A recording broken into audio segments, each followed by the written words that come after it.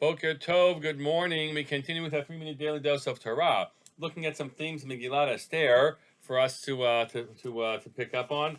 And I want to focus in for briefly on the case that Haman makes to Achashverosh for our destruction. Okay, the Torah describes that he has arrived at a decision quickly that it's insufficient for him to just kill Mordechai, who has dishonored him by not bowing down to him. They told him, Mordechai. They told him who Mordechai's people are.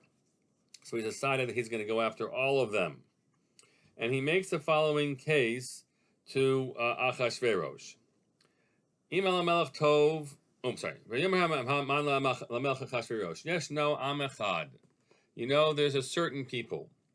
Mefuzar u'meforad bein ha'amim. They are spread out and dispersed amongst all of the nations. B'chol medinot malchutecha, and all of the regions of your kingdom. V'datehem shonot mikol am, and their rules are different from all others. V'datei hamelech einam osim, and they don't follow the laws of the king. It's not worth it to the king to leave them be. He makes a series of accusations and picks up on all the paranoia that someone has who's reigning over 127 different kingdoms.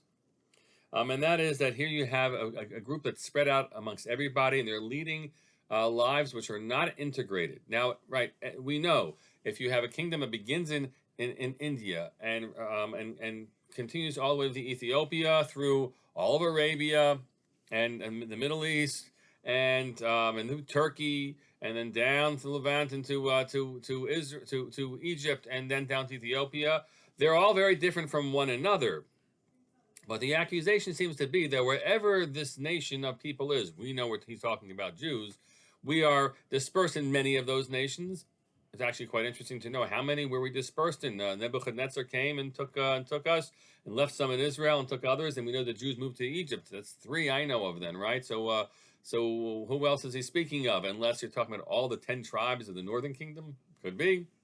So wherever we are, we're not integrating into those regions. Forget the nationalized version. In the we know about the Hellenists.